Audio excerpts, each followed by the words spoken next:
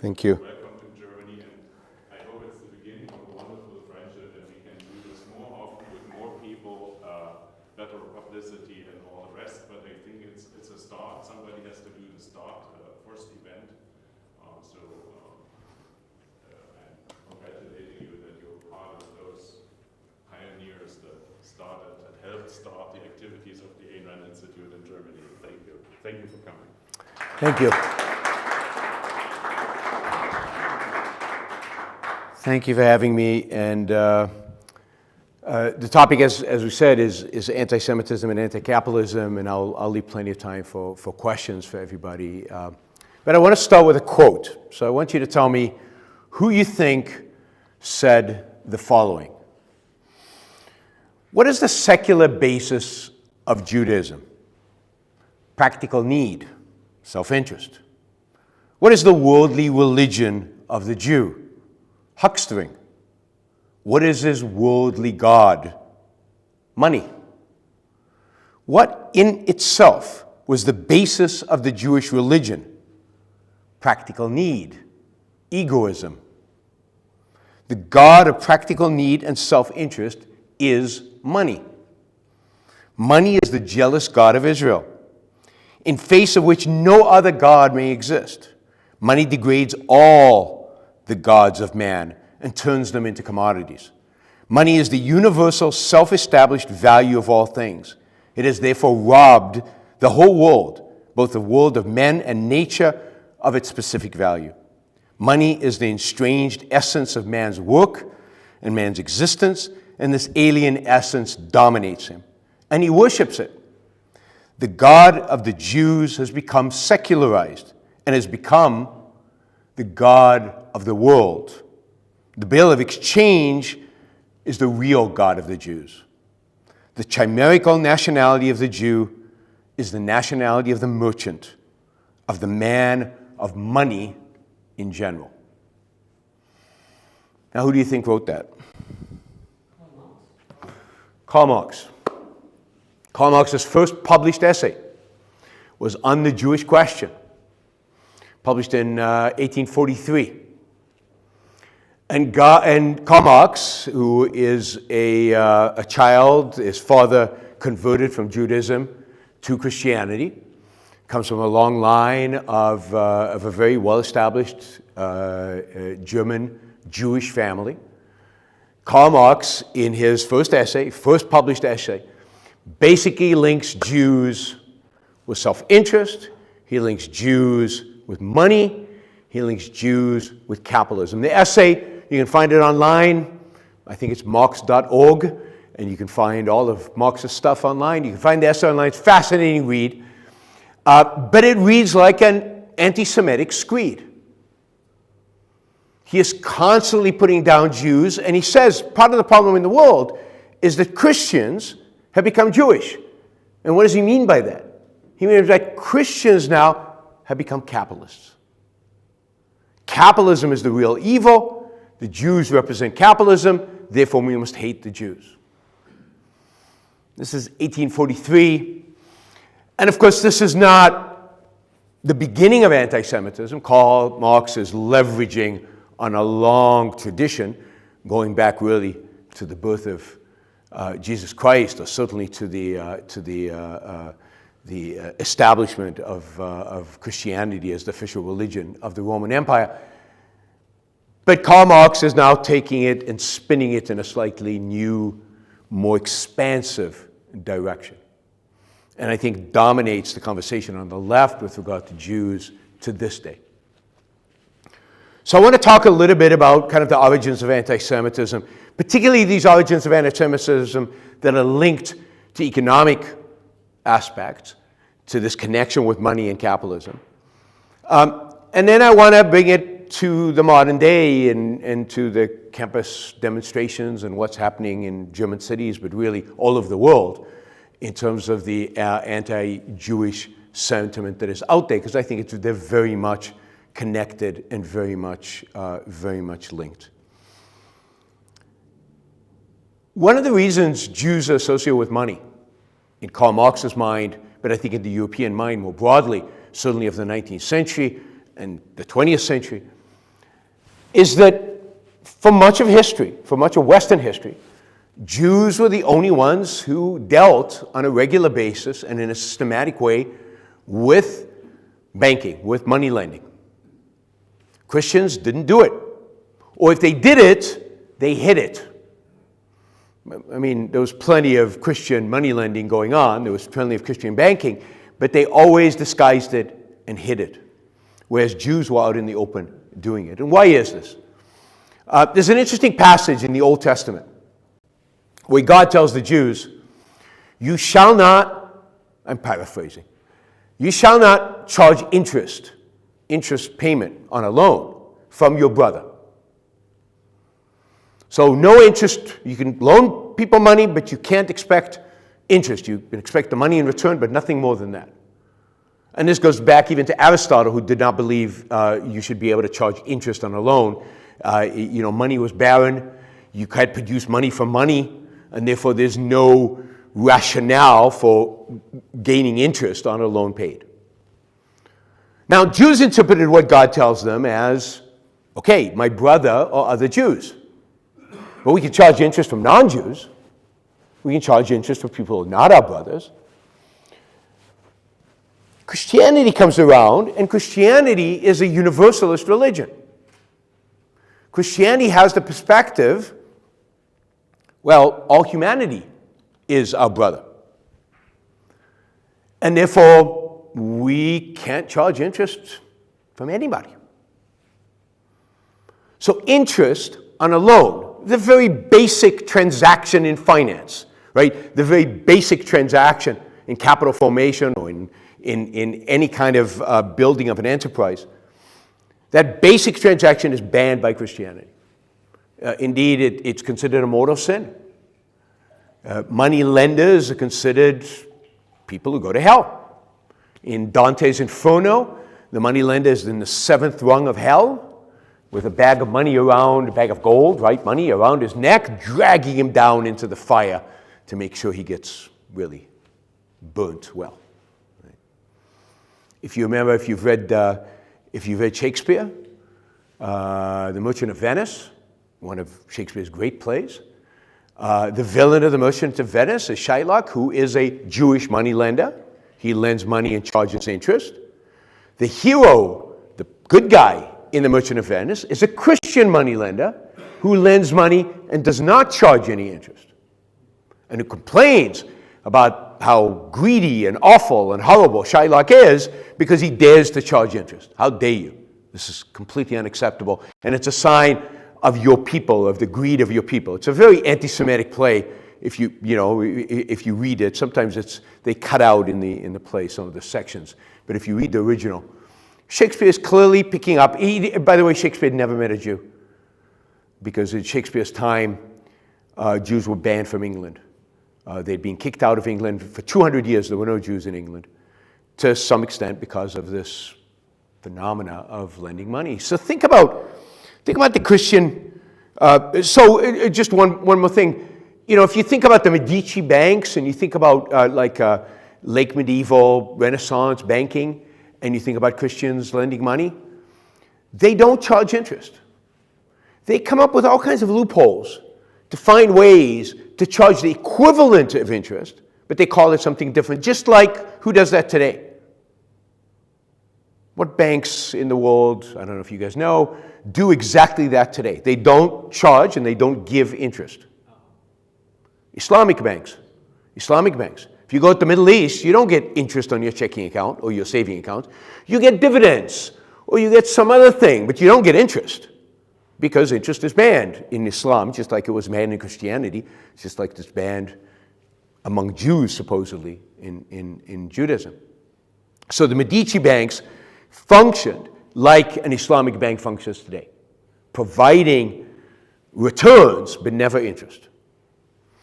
Interest only became okay based on the Catholic Church, stopped being a mortal sin in the late 19th century. And at about the same time, during the 19th century, they separated out two concepts. Suddenly, there was a concept of interest on the concept of usury. Interest being regularly charged interest that we all participate in.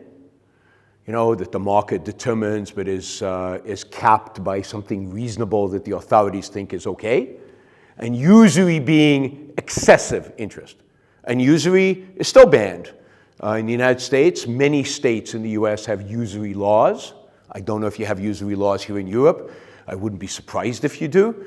Actually, one of Donald Trump's proposals, which Bernie Sanders, if you know Bernie Sanders is the left-wing, far left-wing senator, agree on, and they said they're going to work together, is to cap interest rates on credit cards, because the credit card interest rates are usurious, right? They're too high. So they want to cap them, I think, at 10% or something like that. We can talk about why that's a really, really bad idea, but I think this group pretty much knows the answer to that. So during this period of almost 2,000 years, Jews were the only legitimate, if you will, moneylenders. According to their religion, it was okay for them to charge interest for the Christians. The Christians needed capital. They needed money to go to wars, to start businesses, to do a variety of different activities that we all engage in using credit. And they had to go to the Jew to get the money. So think about that relationship and how well that relationship developed, right? They had to go to somebody for money, pay them interest, something that they as Christians believed was a mortal sin committed by this other person. They had to develop resentments and hatreds towards the Jew as acting moneylender. Indeed, a number of times, it's been well documented that a number of times the pogroms where whole Jewish communities were wiped out, were basically wiped out because the prince owed a lot of money to the Jewish moneylender, and one way to not have to pay your debts is to kill the banker. So if you wipe out the bankers and you wipe out his books and they always conveniently get burnt, then you don't have to pay back the debts. In York, in England, there's a famous massacre of Jews, which is basically oriented towards wiping out the debts of the local prince. But the same is true in continental Europe. On several occasions, this is well documented. So during this entire period, there's this relationship that develops between Christians and Jews that is already complicated, right? Because the Catholic Church basically, do you know why Catholics tolerate Jews, according to Augustine? So there were certain early Christian thinkers that said, we should just wipe out the Jews. They're bad people because they witnessed Christ. They were there when Christ appeared, and they still don't accept it. So we just should kill them. And Augustine said, no, we shouldn't kill them. We should keep them alive as for us to witness what happens when you don't accept Christ. That is, we need to keep them in misery. We need to keep them poor. We need to keep them suffering so that we as Christians can look and see, yes, this is what happens to a people who don't accept Jesus Christ. It's testimony that reinforces our faith. This is, by the way, some of the origin of the ghetto. The ghetto is meant to concentrate all the Jews in one place so that the Christians could easily observe the horror of being a Jew, the horror of not accepting Jesus Christ as one's Savior. So, again, there are many causes of this kind of anti-Semitism, going back to the acceptance of Jesus or not, but there is certainly an economic one related to this idea of usury and related to the fact that the Jews become bankers. And banking can be a relatively profitable business. So Jews do, at least the ones who go into the money lending, do quite well. And as a culture, we've always resented the people who do well. There are various, again, teachings, whether Christian or secular, that tell us that success in business is motivated by self-interest, which leads to greed, and self-interest to greed are bad motivations. They're evil in and of themselves, and therefore they should be rejected. So Jews, there's a whole building up of anti-Semitism around this idea that Jews are successful. They're getting rich. They also become the merchants. So because they're not allowed to own property, they become traders. So they become middlemen. And again, middlemen, just like money lenders, what's the productive role of a banker? For hundreds of years, nobody could really answer that question. Really, until the 18th century. Economists didn't really have a good answer to what is the productive role of banking. What is the productive role of a middleman? He seems like he's just taking a little bit, he's just adding profit. He's adding cost to the products. But again, a proper economic understanding of a merchant, of a middleman, is something that, again, only develops with the scholastics and of course, later Adam Smith and so on. But that's late. So there is a culture of resentment towards these people who trade in goods and then trade in, even worse, in money. And to a large extent, we in the modern world have inherited that resentment. I mean, when was the last time an economic crisis happened that we did not blame on bankers? We blame every economic crisis on bankers. Before we even know what caused the crisis, we know it's the bankers, right? It's Wall Street. Wall Street causes everything. So what caused the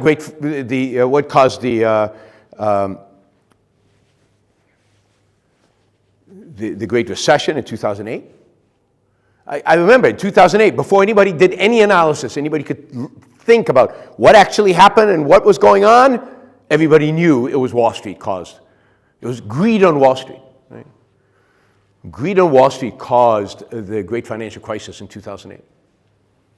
I always like to ask people who advocate for that view if there was greed on Wall Street in 2001 and 2 and 3. Why did greed in Wall Street just invent itself in 2007 and suddenly cause a crisis? As far as I know, if greed is the wanting of more, then there's always been greed on Wall Street. The whole place functions on wanting more, on greed. We can analyze the causes of the financial crisis. I've done that. There's an 8-hour course online on YouTube for free that you can take if you're interested in my view on what caused the financial crisis. It wasn't Wall Street. And indeed, 20 years from now, I don't think any economist will believe it was Wall Street.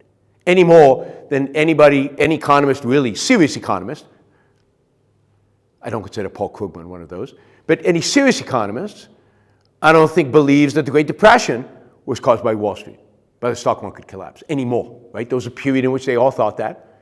And the instinctual response right after when we were in the Great Depression was what? Regulate Wall Street. Wall Street caused this. This is all bankers. This is all finance.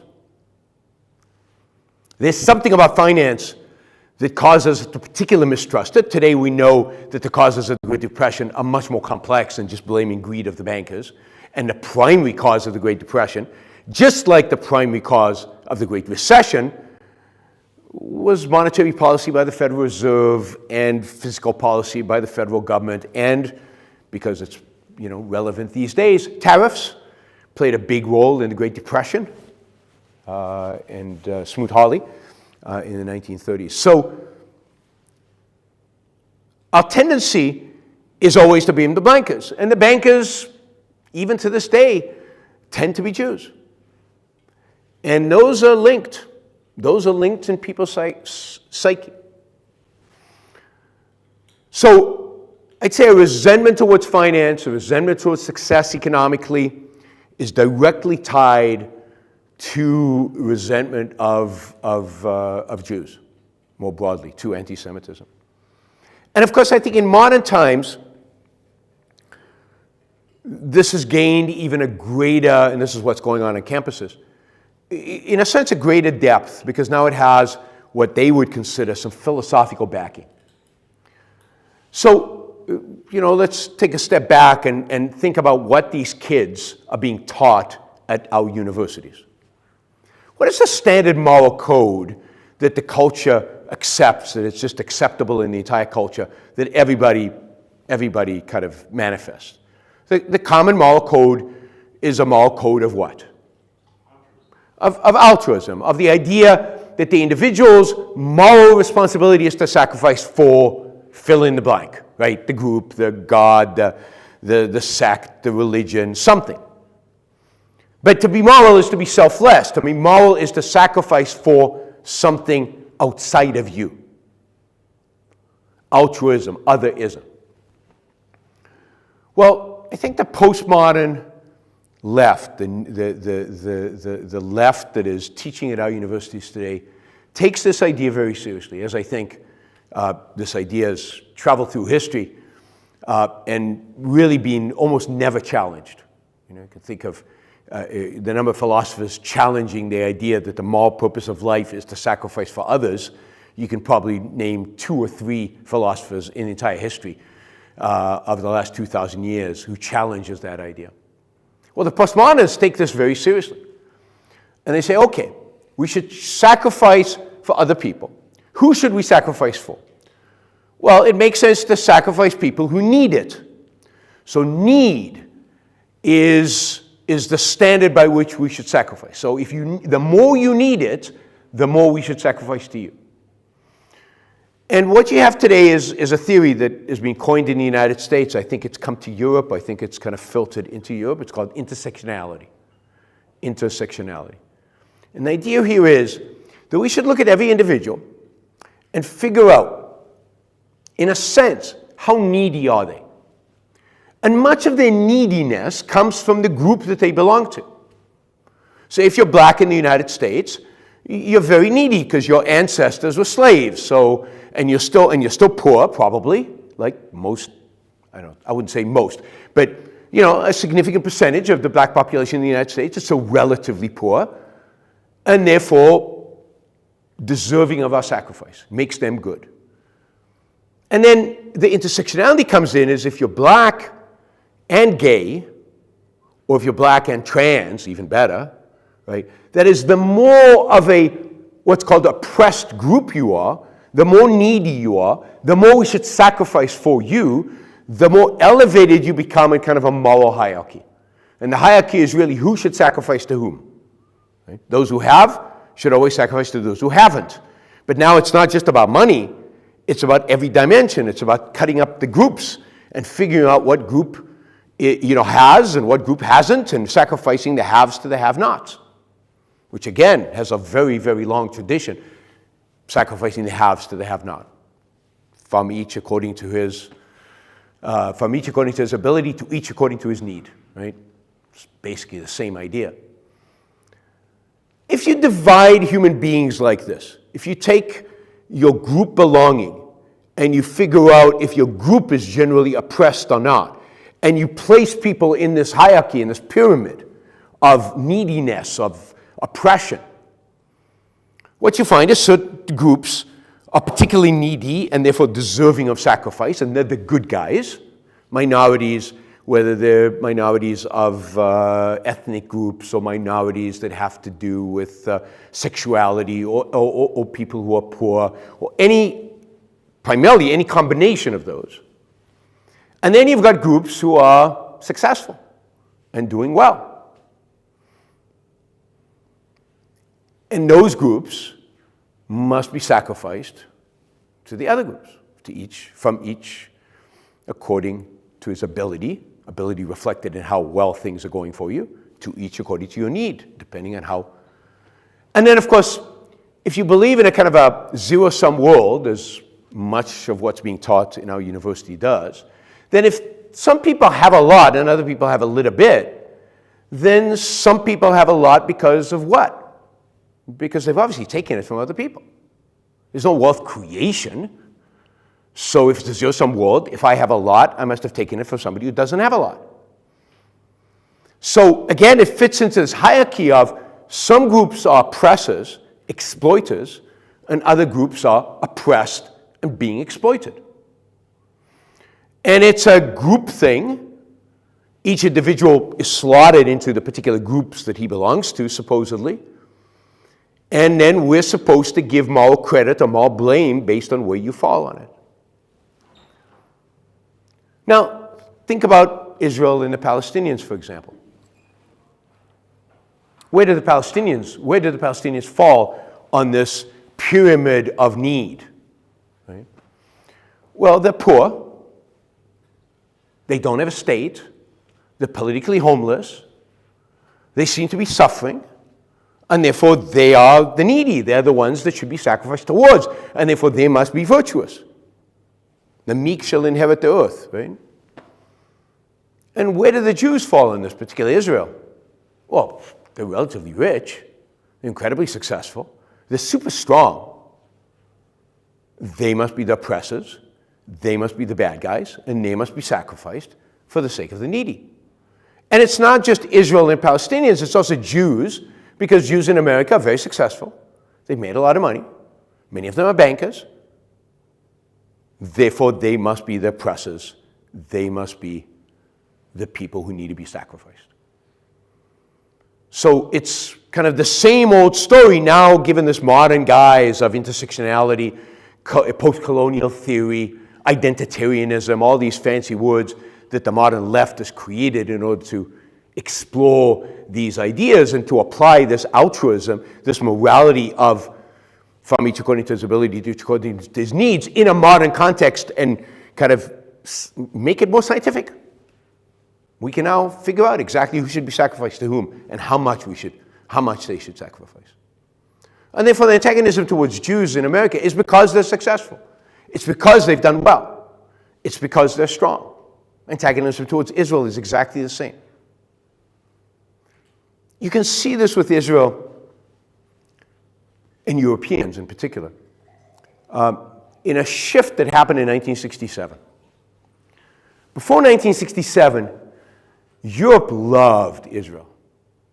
I mean, they really loved Israel. They supplied it with weapons and financial aid. You know, the United States had an arms embargo on Israel from 1948 until 1967. The United States did not sell a single piece of weaponry to Israel. When Israel fought the 1967 war, it fought it with Mirage airplanes, British tanks, German, weapon systems. Europeans loved Israel. Why? Because they were pathetic, poor, suffering Jews who had just survived the Holocaust and now were barely holding on to a country. And in 1967, everything flipped. Because what happened? These poor, pathetic, miserable Jews were strong.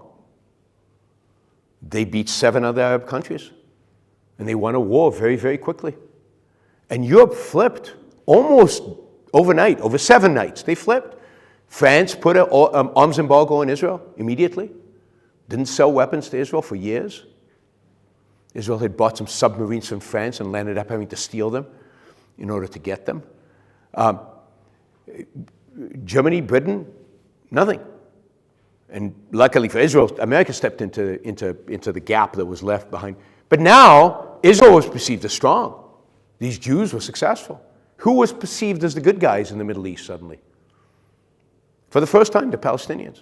Palestinian support in Europe was a creation of the 1967 war. It was a creation of the fact that Israel had proved to be strong.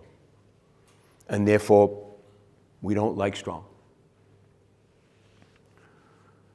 So anti-Semitism is really a product of the economics of money lending. It's a product of certain Christian beliefs about the importance of Jesus and the role the Jews play in Jesus. If you ever in Italy, or I'm sure you can find them in museums here, you see some of the processions of Jesus carrying the cross to where he's going to be crucified or where he is crucified. And you look at the paintings closely, you can see how all the observers are portrayed. And they've all got, these very explicit Jewish features with nasty looks on their faces. Christianity is very anti-Jewish for most of its history. Most of its history, they crucified Christ, not the Romans, right?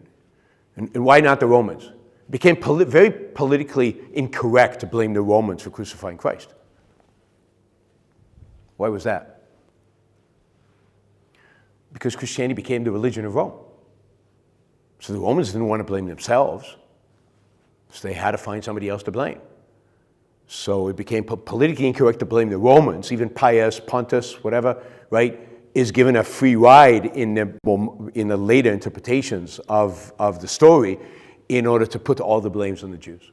So you've got religious causes for anti-Semitism, you've got financial causes, and you've got the more fundamental, which I think drives the financial cause, which is altruism, which is the fact that we all are guided by a moral code that basically tells us that if you're successful, you must have been self-interested. Marx says it, right? The Jew is self-interested. The Jew is egoistic. And egoism and self-interest, we are taught by our mothers, by our preachers, by our philosophers. Self-interest is evil. Self-interest is bad. It's wrong. Anti-Semitism is a direct product of the philosophy and the morality that we are taught. As long as Jews are successful, again, when they're miserable, when they're weak, we sympathize with them and suddenly they're elevated up. The antidote, therefore, is ultimately the same antidote that leads us towards capitalism. Because why do we have capitalism? One of the main reasons we hate capitalism is because capitalism is the system of what? As Marx understood. Marx had a deep understanding of what capitalism was and what motivated capitalism and how it drove it. And then, of course, he hated it, but he had an understanding of it, which most Marxists today do not. Right? Marx understood that capitalism created wealth, that capitalism was really good for the workers, that it made them wealthier. He just thought that it also created alienation, and ultimately they would rebel against it. Marxists today won't even acknowledge that capitalism creates wealth. Marx did. But the other thing that Marx understood is that capitalism is the system of self-interest. What motivates us under capitalism? It's the pursuit of our own interests. Why do we go into the marketplace in capitalism? Right? Why does the seller sell his goods? He sells his goods because he's trying to make a profit. And why do you go buy the goods from the seller? Because you want to make the world a better place? You want to help your fellow man?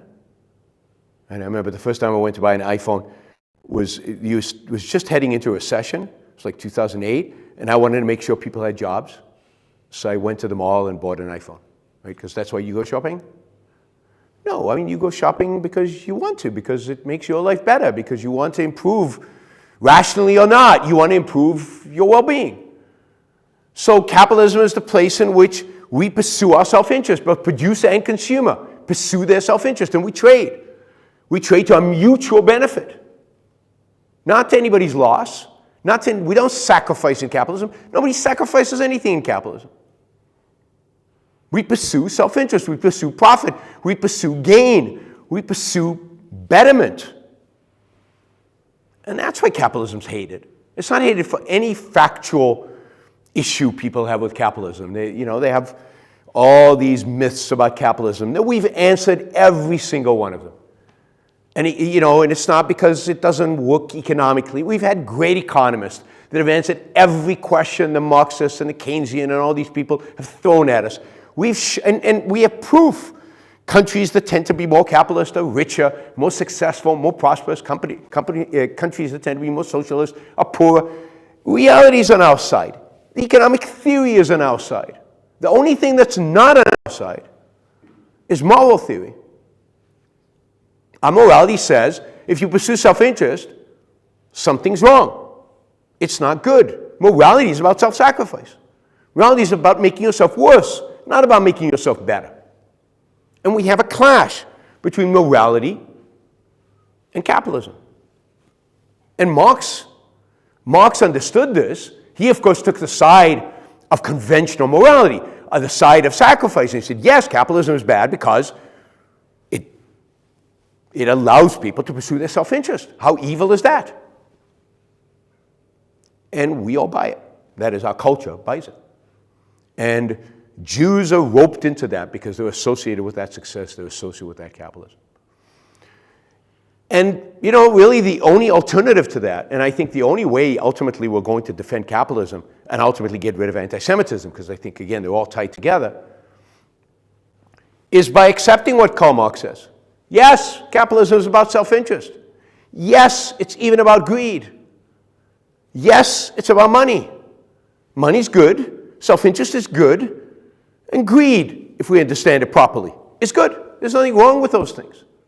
Indeed, what we need is a morality to defend self-interest.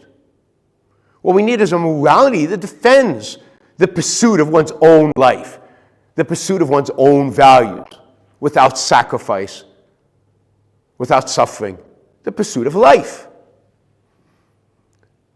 The only author who's given such a defense is Ayn Rand. So Ayn Rand is the only philosopher in the last, since Aristotle, to actually develop a morality of self-interest, and therefore a morality of capitalism, a morality of, the trader, the morality of the kind of world that many of us strive to create politically. But one of the things that I think is really missing from our argumentation and our efforts is the moral piece, which I think is the most important piece. It's the piece that allowed Marx to win because he's leveraging Christian morality. Even if he's an atheist, he's leveraging 2,000 years of Christian morality to achieve his goal, the idea of altruism, the idea of sacrifice. And what we need to do is, if we're going to challenge Marx, if we're going to challenge the anti-capitalists of all form, left and right, what we need to do is challenge the morality that they hold. And not just challenge it, but offer an alternative. And there's a book there in German, I can't say it in German, but the selfishness, in other words, the virtue of self-interest, the virtue of egoism, the virtue of making your life the standard of good, your life success as what morality should be about, the striving towards that success. So I encourage those of you who are German speakers to pick up a copy of any one of those books, but in particular related to what we're talking about now is the virtue of selfishness. So if we can defend capitalism effectively, that'll mean that we defend self-interest effectively. It means that we defend individualism successfully and we reject the collectivism that is implied by Marx and by all anti-Semites. Not only do then we get a capitalist world, but I think if we do that properly, we also eradicate anti-Semitism forever and get rid of it on our campuses, on our left wing, on our right wing, in our culture in totality. Thank you.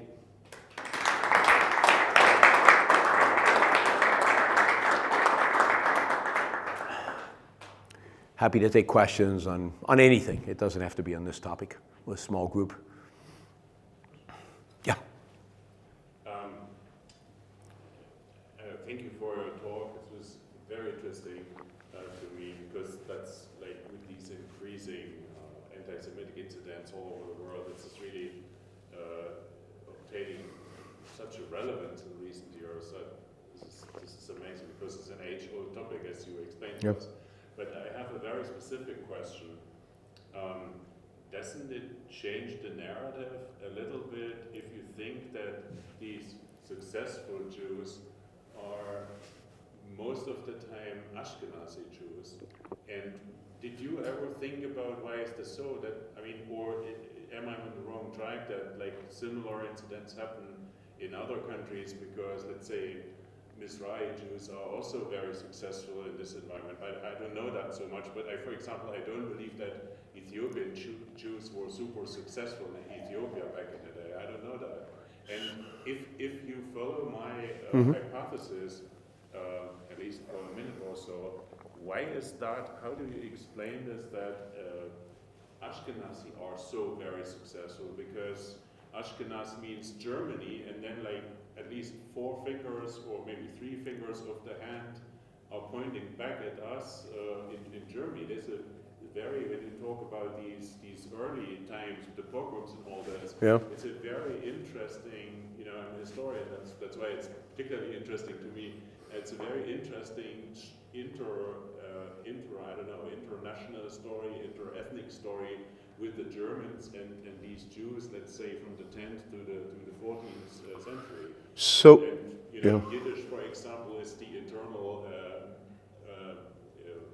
memory of this, or the internal. So I don't think this has to do anything with Ashkenazi versus Sephardi, or I think it has to do with whether you lived in the Christian world or not. So what made it unique was the Christian world. And of course, most of the Jews who lived in the Christian world were Ashkenazi Jews, but not all of them. I mean, Amsterdam, most of the Jews in Amsterdam were Sephardi Jews. They were Jews who were expelled by the Inquisition from Portugal and Spain. Spinoza, the famous philosopher, was a Jew expelled from, his family was expelled from Portugal, and ended up in Amsterdam. There's a very large Sephardi community in Amsterdam. The same in England. A lot of the Jews in England, the Italian Jews, are mostly Sephardic Jews. They're mostly from Spain originally. So I think it's more about whether you lived under Islam or whether you lived under Christianity. Christianity was particularly harsh against the Jews because, again, the Jews, for theological reasons, the Jews were exposed to Jesus. He was one of them, right? And they turned their backs on him. So therefore they were bad, and therefore Christianity was particularly harsh. And then because of the particular history, right? Islam fades as an economic power, as a real economic significance in terms of growth and economic growth starting in the 12th century as Europe is rising. And that rise is fueled by capital. And that capital requires money lending, and that money lending is provided by Jews, and they flourish as a consequence. But it's interesting, right? Because I didn't know this until recently, but the problem of Jews in Germany starts a long time ago. The First Crusade around 1080, I can't remember the exact dates, but something around there. The First Crusade is they're rallying to go and free Jerusalem from the Muslims. And what is the first thing they do? They start in Northern Europe and they start marching down towards the Byzantine Empire and ultimately towards Jerusalem. What's the first thing they do? Is they start killing Jews. So if you track the path the crusade takes through Europe, they're going from town to town to town, and basically here in Germany, not far from where we are right now, and killing the local Jews as part of this crusade. The Pope doesn't like it. The Pope but that's kind of how they get their motivation and their excitement going. And this happens, the 4 crusades? Every single one of them start in northern Germany by killing Jews and then traveling south and killing them along the way. So the anti-Semitism and the hatred of Jews is deeply interwound into the culture of the region. It's not foreign to this culture. And there's always people who say, but they're creating economic activity. We want them here. There's values there. And then there are the others who want to wipe them out. Were the Jews in Yemen successful? I don't know. But certainly the Jews in places like Iraq, Baghdad, were very successful. They were some of the wealthiest people in Iraq. The same is true in Northern Africa, in certain areas of Northern Africa. So there were always poor Jews. There were poor Jews here in Europe as well. I mean, Poland was full of little Jewish villages that weren't very successful, right? But what represented the Jew in so many people's eyes, Karl Marx's eyes, was that successful Jew. I mean, the Rothschilds, we always say the Rothschilds always represented kind of a certain mentality that represented Jewish mentality. And a lot of the conspiracy theories that we still have today, right? Jews control the world. Nobody ever tells me about this. I'm insulted. But, Jews control the world. It always goes back to the Rothschilds and the big Jewish bankers who at the time. So 90% of Jews are not successful in that sense, right? But the 10% are what represented. The 10% is what, particularly in Germany, is what Karl Marx is thinking of. For those of you who came late, I started off with a really anti-Semitic kind of screed by Karl Marx about Jews, which is his first essay that he got published. It's called On the Jewish Question. You can find it online. It's a really good essay to read to get a real insight into Karl Marx and how he thinks. And what he hates about capitalism, what he fundamentally hates about capitalism is the same thing he hates about Jews, and is that it's self-interested, it's egoistic. And he names it. He says that's what it is. So you get a kind of the moral source of his hatred of both capitalism and of the Jewish people. Yeah. Yeah. Where do you think the society progressed towards the moral code of self-interest is the right thing? Because as I see,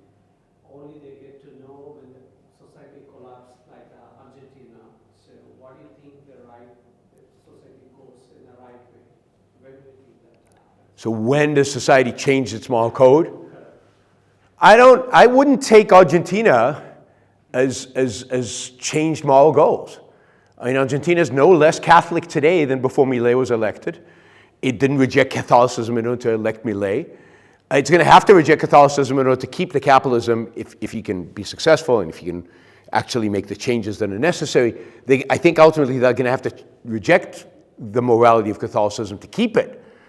But they, for a while, can say, we just want him to, make us less poor, to change incentives, to cut government spending. They abstract away from, oh no, this creates a system of self-interest.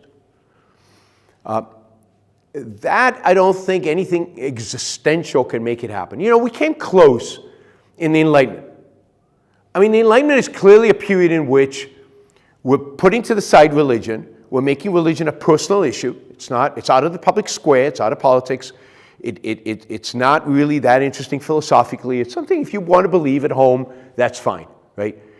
And what is starting to be replaced, what the thinkers of the Enlightenment are starting to think about is, this altruism stuff, not quite right. There's something off here, but they don't know what to replace it with. If you read not so much the Scottish Enlightenment, if you read the French Enlightenment, they're really struggling with the idea of how we want to defend a new morality, a morality more about the individual, because they're individualists politically, and they want to be individualists morally, and they don't know how to do it. Diderot and some of the others around him, they're writing books about this stuff, but they don't get it right. Thomas Jefferson, is struggling with this, and ultimately in the Declaration of Independence, in the American Declaration of Independence, you have a right to your own life. And that's pretty self-interested. And you have a right to pursue happiness. Now, that's a moral revolution.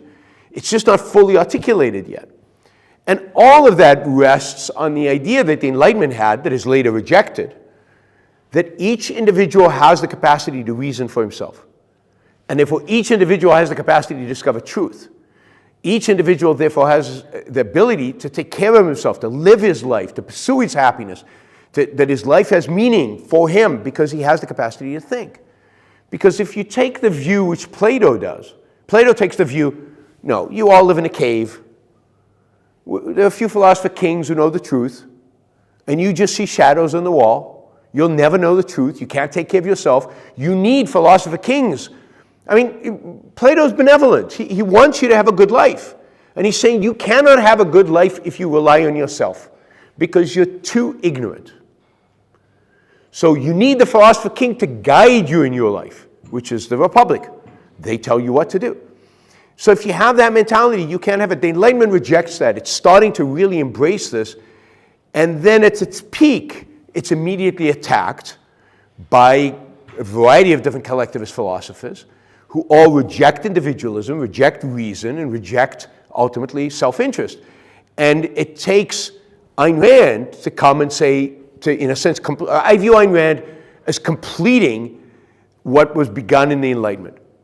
She completes the defense of the individual. She completes the defense of reason. She completes the defense of self-interest. So now, when do we start as a culture? When we acknowledge those ideas, when we embrace those ideas, when we start rejecting the past, rejecting altruism, and embracing these ideas. And that won't happen because a president is elected.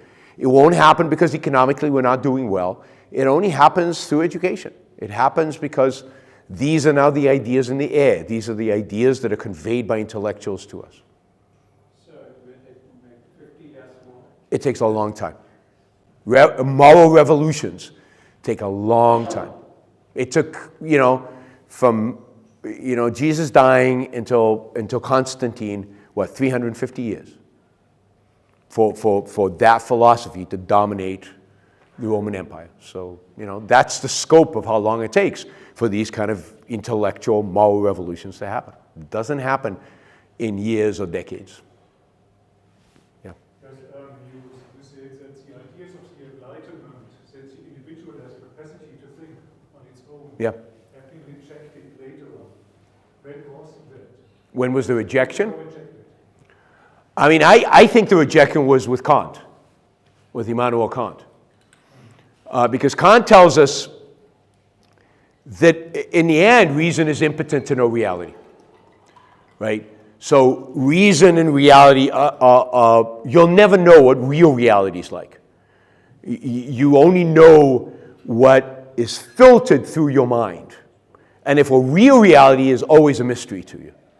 And I think what he does is he undermines reason. And he says, okay, so, how do we know things? For example, how do we know morality? What's right morally? Well, it's implanted in our brain somehow. Categorical imperatives. They're just there. They're truths that we have intuitions about, or, it's just in our mind. He never really tells us where the categorical imperatives live. But they're just there and we just know it. You can't prove them by reason. You can't look at reality because we don't know what's reality. They're just there. And it turns out that the categorical imperatives at the end of the day are very similar to Christian morality. It's very interesting. So the rejection of enlightenment was rooted in enlightenment itself, because Kant is considered as one of the great philosophers of enlightenment. Yes, and I think one of the big mistakes that we do in categorizing our philosophers is thinking of Kant as an Enlightenment philosophy. Kant is the anti-Enlightenment, and he is the rejection of the Enlightenment. And he might have started out his career, because one of his first essays is about what is Enlightenment, right? He writes about what is the Enlightenment. But I think he turns against the Enlightenment. And I don't think when we look at our philosophical tradition, we are right in categorizing. We should categorize him as the end of the Enlightenment, as the beginning of the attack on the Enlightenment. And if you go from him to Hegel, right, who now rejects reason completely, and and he rejects the individual completely, and it's the state that is the center of our being, and it's oneness, and it's God, and it's a completely non-reason-based philosophy. And then you go, Kant, Hegel, Schopenhauer, Marx, and it's a string of German, and you can make a parallel with French philosophers who are rejecting the Enlightenment completely. And it's the anti-Enlightenment movement ultimately wins the intellectual high ground. And you won't find intellectuals at our universities defending the Enlightenment. Steven Pinker, right? But there's almost nobody. The Enlightenment is finished. They reject it completely. They're post-modernists. They don't believe in truth. They don't believe in reason. They don't believe in the individual. Everything is about collective identity, and everything is about some form of intuitionism, some form of implied, knowledge that we have inside that just needs to reveal itself. If you listen to Jordan Peterson, all of them, they complete rejection of the Enlightenment, right and left. And it's the Enlightenment that gave birth to capitalism. It's the Enlightenment that gave birth to liberalism, in the positive sense of liberalism. It's the Enlightenment that gave birth to individualism. And if we don't resurrect that with a better foundation, with answers to Kant's challenges, then we lose. And I think we're losing. And what you're seeing on campuses is it happens to be anti-Jewish and anti-Israel, but could be anti-anybody successful, right? You could see the beginnings of this with Occupy Wall Street in 2008. It's the same people. It's the same mentality.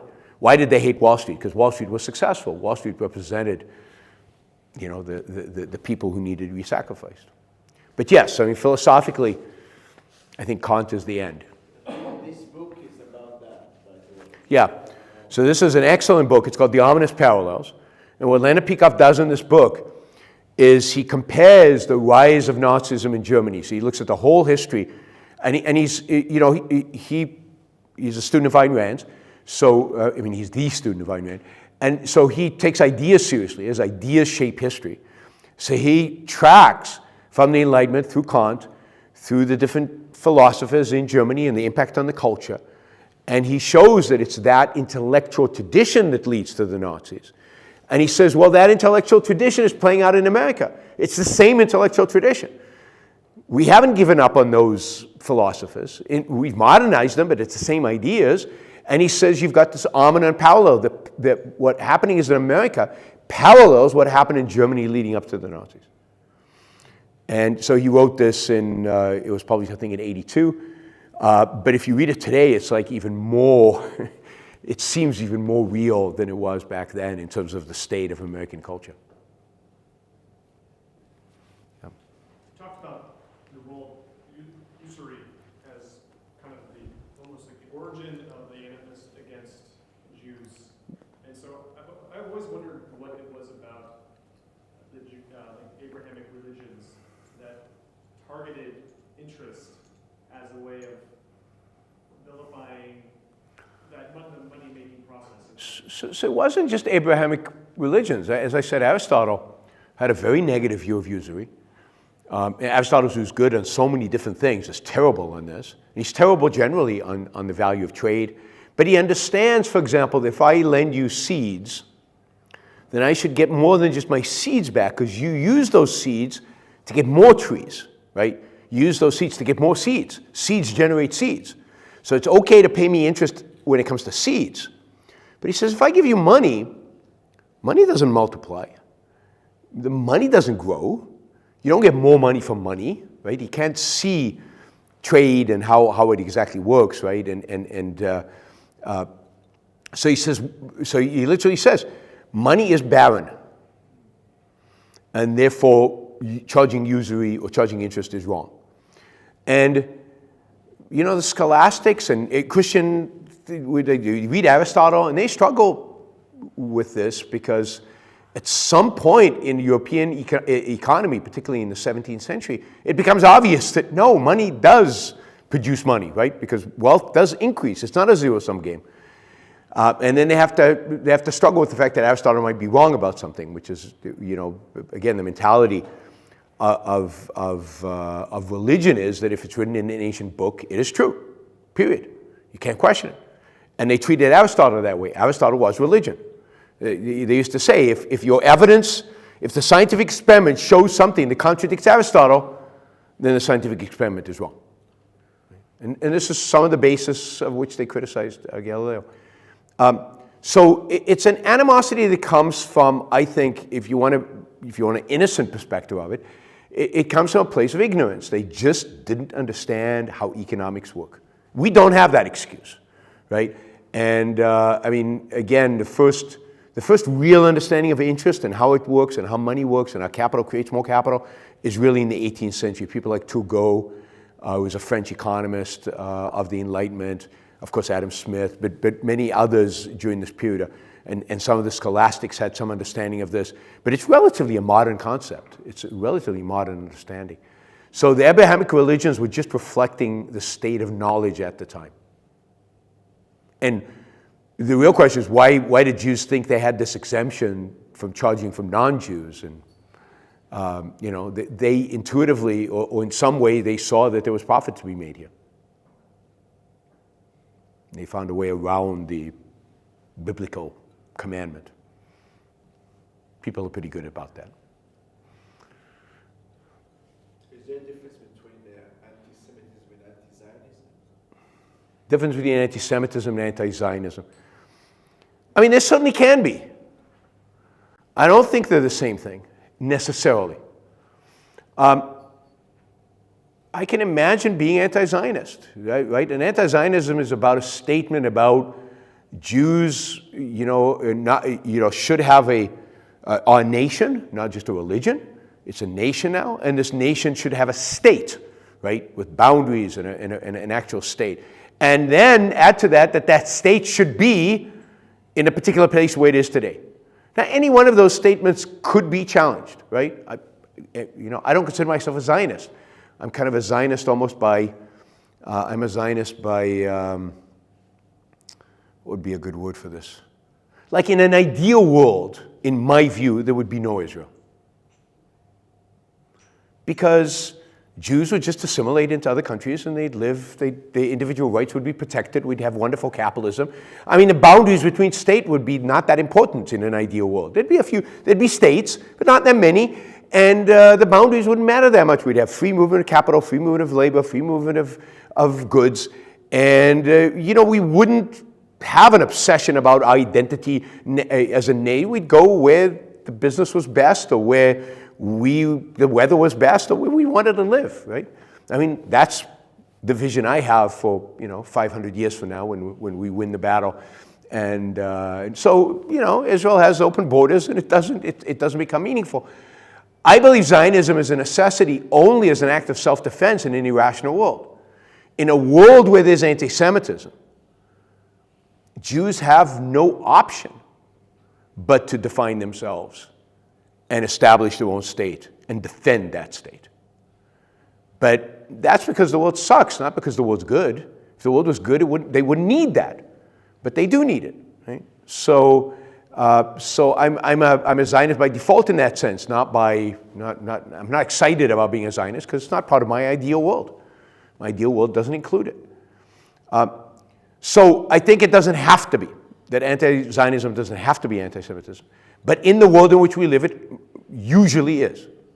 And it mostly is. It's a way to disguise a form of anti-Semitism. Israel just represents what it means to be Jewish. It represents the success and the prosperity that people associate with Jews. It represents the oppression that is represented by Jews. And it's not an accident that on campuses, at least in the US, the demonstrations very quickly go from attacking Israel to attacking Jewish students on campus, right? Whether the Jewish students are pro-Israel or not, they turn on the Jewish students because in their minds it's the same thing.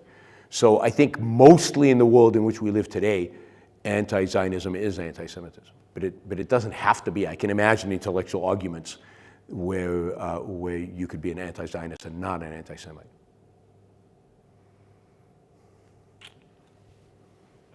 So I'm sure you'll talk about this in your podcast soon, but today it seems that Israel and Hezbollah have agreed to a ceasefire. What are your first impressions from that?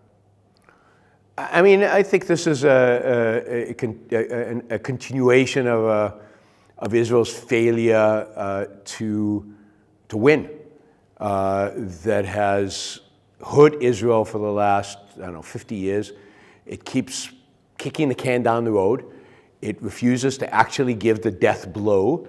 They were very close with Hezbollah. It's a matter of weeks, maybe a matter of months, and they could basically destroy the entire organization and actually free the Lebanese people from the scourge that is Hezbollah in their lives. And, they're cutting a deal prematurely. This is way too soon. They should have gone all the way, destroyed Hezbollah, and then gone for peace with Lebanon. Not a ceasefire, but let's have a real peace agreement with the Lebanese government. And I think the Lebanese government would be interested in doing that, if not for their fear that Hezbollah is going to come back and kill them. So it's just a sign of weakness. But I'm being very critical of this government from the beginning, really from the beginning, way back, but certainly since October 7th, I think they've exhibited weakness repeatedly, and they continue to do so. Yeah, you had a question? Yeah, I was just thinking all the time, is it, like, when I'm going to a bank or to any person and I'm asking for money, but usually like works out, the problem only begins when I cannot pay back.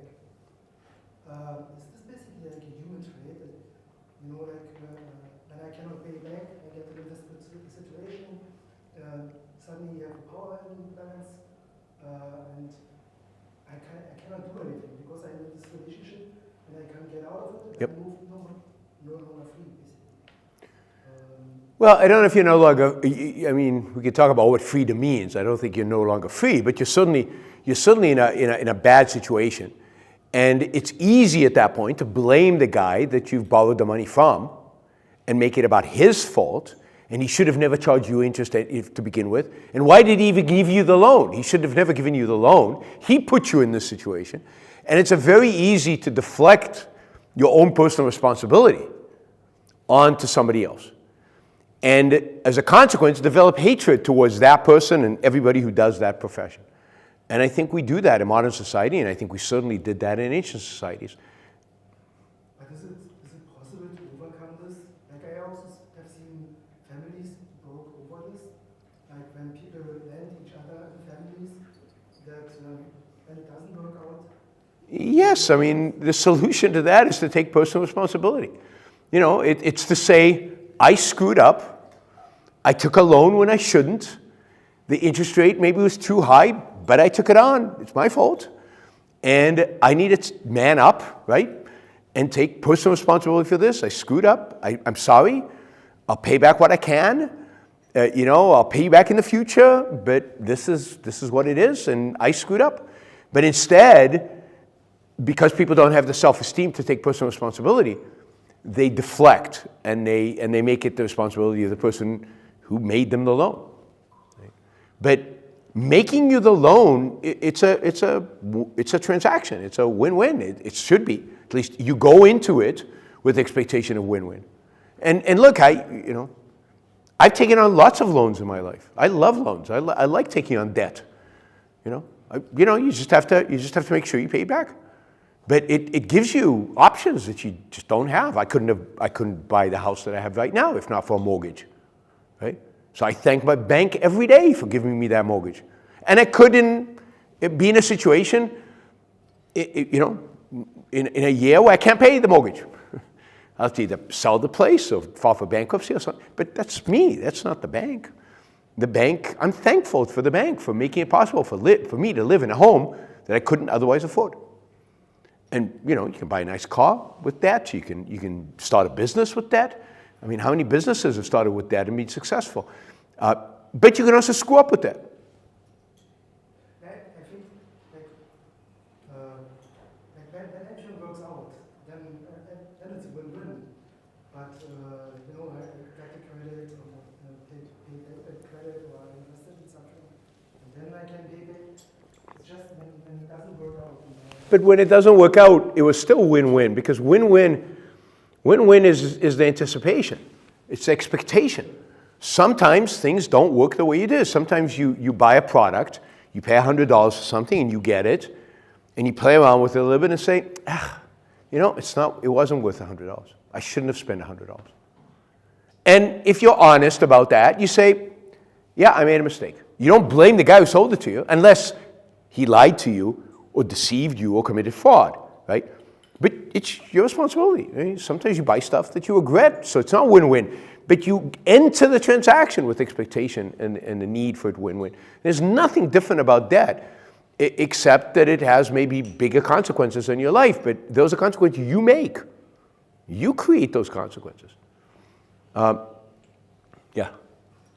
But do you think that it's maybe this is kind of a cause problem and all this anti-Semitism and so on is basically it follows from that?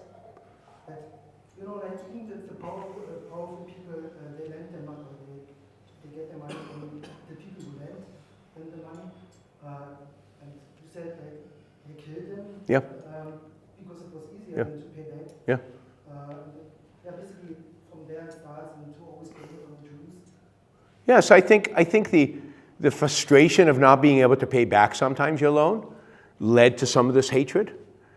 Again, I don't think it's the only cause of anti-Semitism, but I do think that follows from this frustration.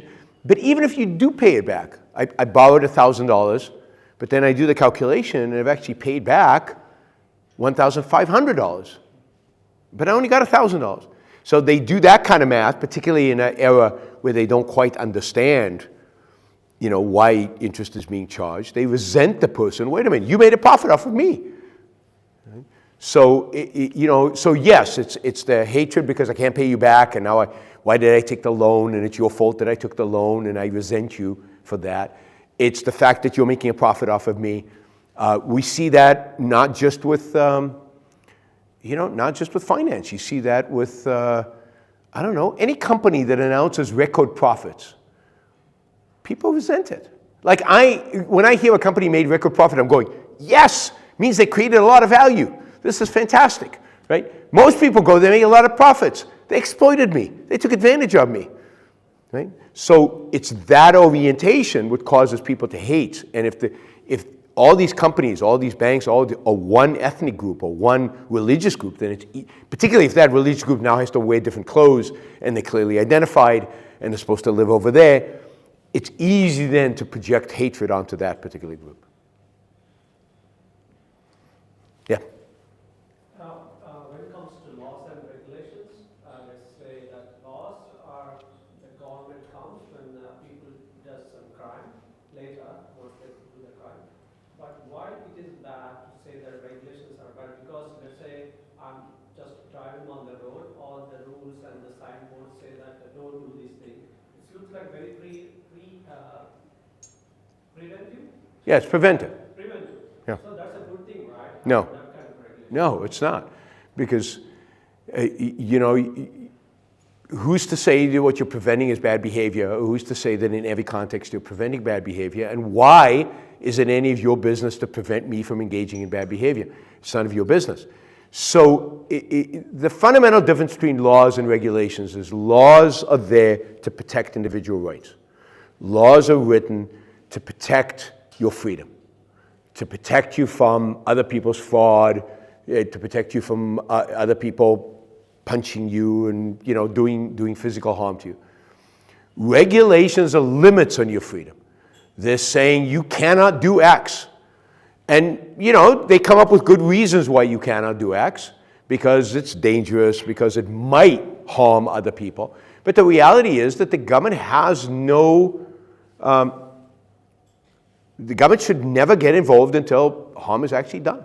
It's very preventive, right? Like, Yeah. I don't do any accidents if I have signposts on the roads. Yeah, but look, in a completely free society, you'd still have signposts on the roads. Nobody would stop from having signposts. The signposts would be private and the roads would be private. But that's not regulations, right? Regulations are a company saying, I don't know, we don't think it's right to, to use stem cells because there are risks involved. Okay, tell me what the risks are. Let me choose. Why can't I choose how much risk to take or how much risk not to take? So regulations are supposed to limit your freedoms, limit what you can do. Now, there are certain risks that you engage in to other people that the state can say, no, that risk now is so great that it constitutes a violation of somebody else's rights. But then they have to prove that. They have to show that. Right? The crane is about to fall down. It hasn't fallen and hit anybody, but it's about to fall down. You can imagine the police coming and saying, no, you got to straighten that crane. That's a risk to the people walking underneath. But you have to be able to show at least real potential for harm, not a theoretical, maybe if I don't behave myself, something bad will happen. They come up with the regulations always. That's a risk. Yeah, but the risk has to be imminent and real, not theoretical and hypothetical and maybe. If the crane is standing like this, then there should be no rules applied to it. Not hurting, not risking anybody. Yeah. The argument, especially in Germany, against free markets, especially in terms of the job market regulations, is that if there were no regulations, then the business people especially prioritize short-term benefits, and they would outsource the jobs, and eventually capital would leave the country, and it would be bad for the economy, because I think now that's the reason why FDP has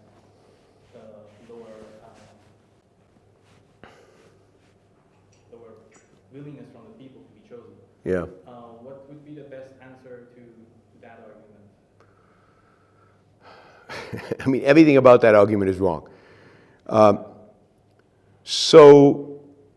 If you had real free markets in labor markets, then it's true, jobs would change over time. But what free markets encourage is an increase in productivity, a constant increase in productivity. And that increase in productivity might not be reflected in doing the same job as you were doing before. So, for example, nobody's going to actually make cars anymore. No human being is going to be involved in making automobiles anymore. You Germans can imagine that Volkswagen and BMW and Mercedes-Benz and Porsche are going to make cars. No, robots are going to make all cars. That's a reality. You can pretend that's not the case, and Germany is very good at pretending right now that that's not the case. And as a consequence, right, you're going to keep all these employees making cars, and you're going to wake up, or you've already woken up, in a reality where China is making cars much cheaper, much better, just as effective, with almost no human intervention, at a fraction of the cost, and you're basically wiped out. So you're actually going to be in a worse situation because you're ignoring reality. So allowing for flexible, job market allows workers to constantly shift to where you're going to maximize production, maximize productivity. That doesn't mean maximize building cars. It probably is the case that Germany should not be producing cars.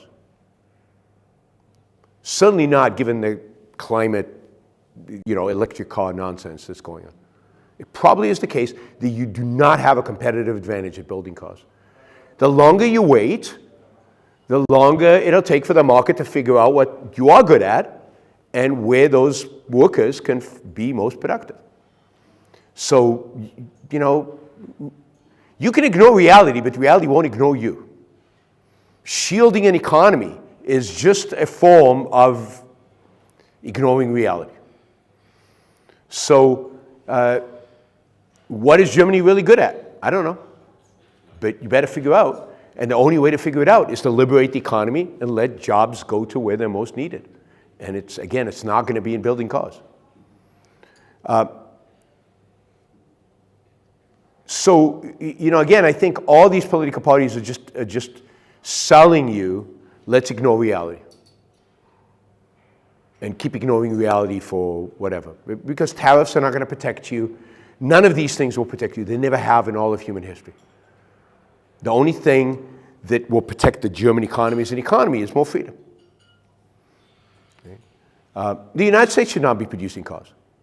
Maybe SUVs.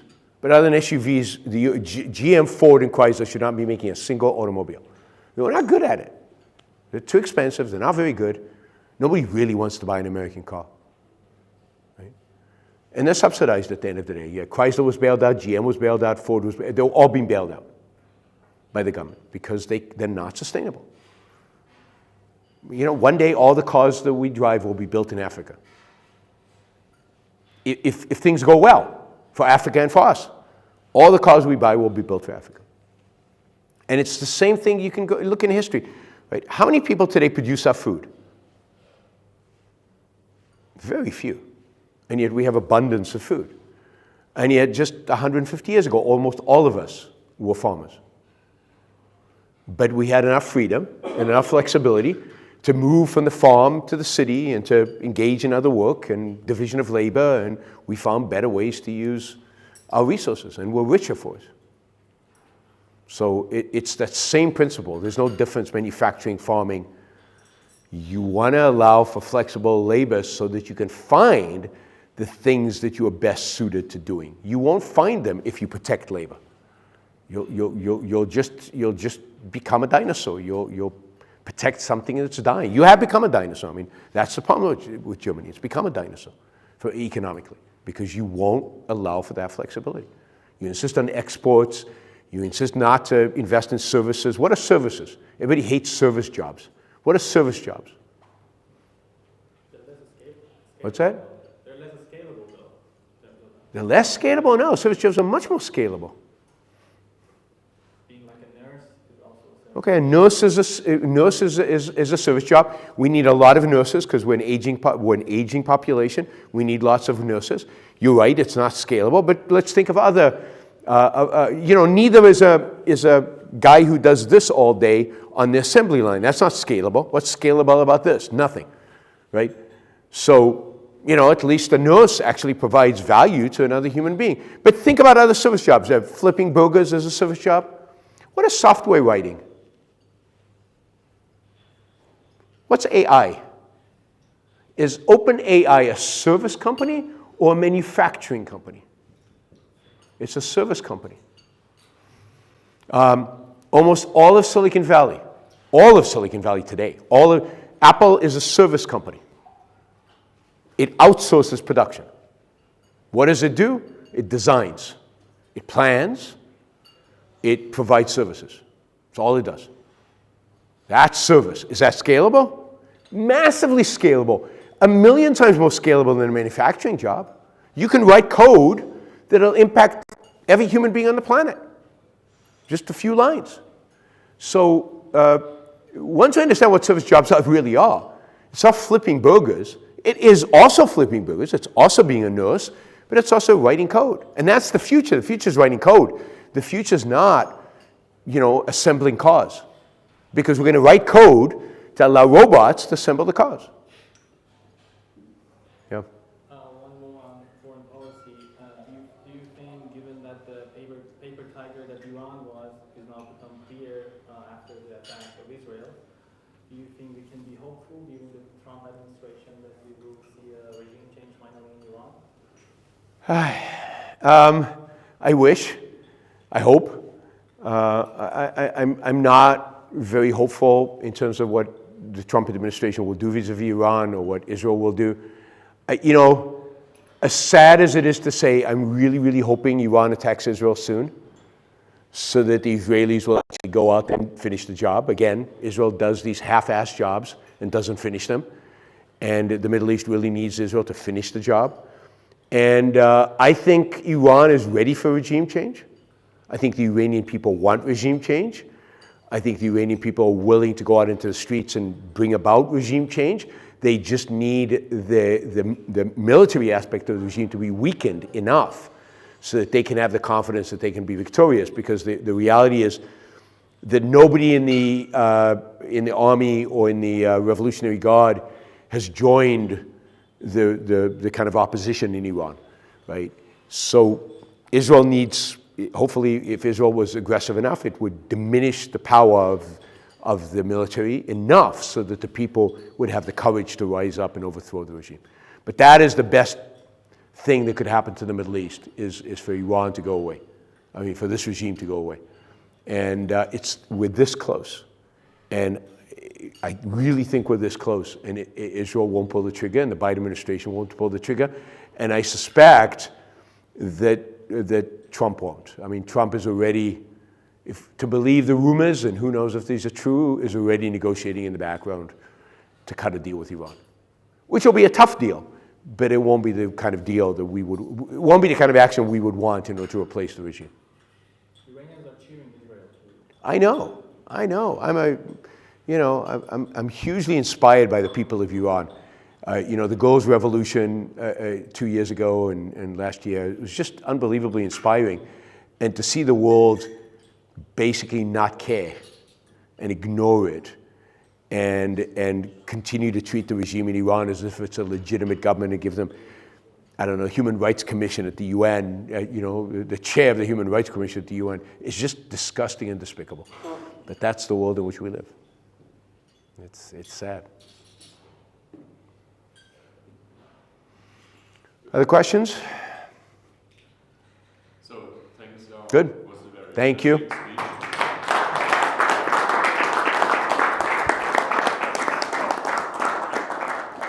So, I think this is definitely the beginning of a wonderful friendship, and it's definitely not the last time that we do something in common together with the Yaron Institute. Two last remarks.